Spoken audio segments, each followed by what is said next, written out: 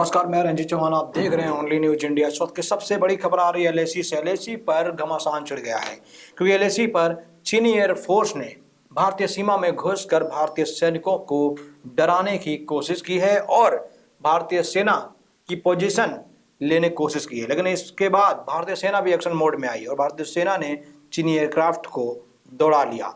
चलिए हम आपको एक पूरी वीडियो दिखाएंगे चीनी एयरक्राफ्ट को किस प्रकार से दौड़ाया गया है। एलएसी के पास चीनी एयरफोर्स का युद्धाभ्यास हुआ और बड़ा खुलासा ये हुआ कि भारतीय सेना के पोजीशन के पास चीनी एयरक्राफ्ट पहुंच गया था। लद्दाख में एलएसी के पास चीनी एयरफोर्स के युद्धाभ्यास करने का खुलासा हुआ है। इसमें वायु रक्षा हथियारों का भी बड़े पैमाने पर इस्तेमाल करने की जानकारी मिली है। जून के आखिरी हफ्ते में तो एक चीनी एयरक्राफ्ट पूर्वी लद्दाख सेक्टर में इंडियन एयरफोर्स के रडार पर भी आ गया था। हालांकि भारत की वार्निंग के बाद यह एयरक्राफ्ट वापस चला गया था। भारत ने इस घटना को लेकर चीन के सामने कड़ा एतराज जताया है। जानकारी के मुताबिक चीन का एयरक्राफ्ट एलएसी पर तैनात भारतीय जवानों की पोजीशन के बहुत नजदीक आ गया था।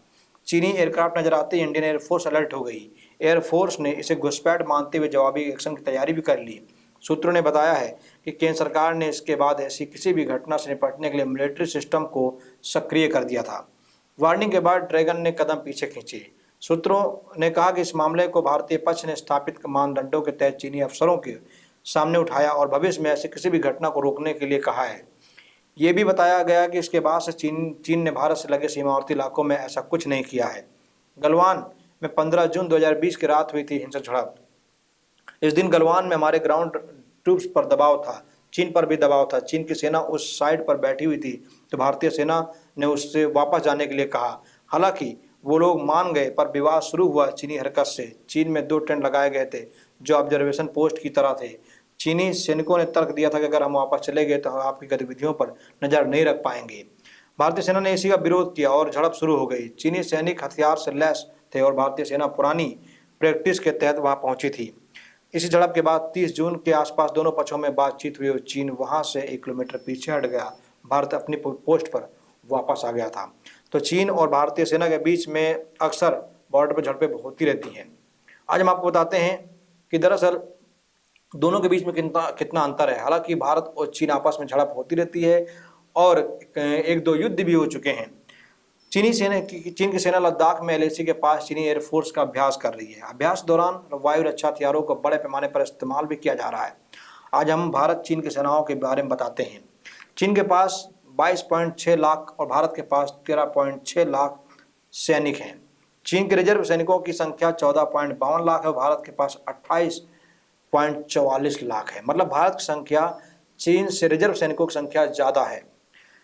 इंडियन एयरफोर्स के पास 857 ट्रांसपोर्ट प्लेन हैं। वहीं चीन की एयरफोर्स में ऐसे 782 विमान हैं।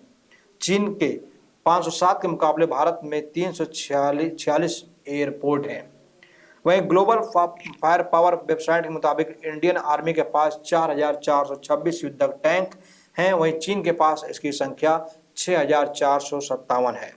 वहीं चीन के पास 68 और भारतीय नौसेना के पास 15 सबमरीन है। भारतीय नौसेना के 6 के मुकाबले चीन के पास 31 युद्धपोत हैं। भारत के पास 6704 और चीन के पास 4778 बख्तरबंद लड़ाकू वाहन हैं। भारत के पास 7414 तोपखाने और चीन के पास 6246 तोपखाने हैं। चीन की पीएलए की 5 ब्रांच हैं। इनमें आर्मी, नेवी, एयरफोर्स के अलावा रॉकेट फोर्स और स्ट्रेटेजिक सपोर्ट फोर्स शामिल है। चीन में 1271 सैन्य या इंटरसेप्टर विमान हैं। भारतीय सेना में ऐसे 676 विमान हैं। चीनी बेड़े में 1385 और भारत के पास 809 फाइटर जेट्स हैं। पीपुल्स लिबरेशन आर्मी की कमांड सेंट्रल मिलिट्री कमीशन के पास होती है। इसके मुखिया चीन के राष्ट्रपति शी जिनपिंग हैं। तो मेरा आपसे निवेदन है कि आप इस पूरे गणित को समझिए, क्योंकि गणित भले कुछ भी कहती हो, कई ऐसे विमान या हथियार चीन के पास ज़्यादा, मेरे पास कम है, लेकिन कुछ ऐसे और भी घातक हथियार है जो हमारे पास ज़्यादा है, चीन के पास कम है। तो जंग अगर होती है तो लड़ाई बराबर की होगी, इसमें कोई शक नहीं है। हालांकि बराबर की क्या ज़्यादा भी हो सकती है, क्योंकि गलवान में हमने चीन को दिखा दिया है। मेरा आपसे निवेदन है कि आप अपनी राय कमेंट बॉक्स जरूर दें। बहुत बहुत धन्यवाद।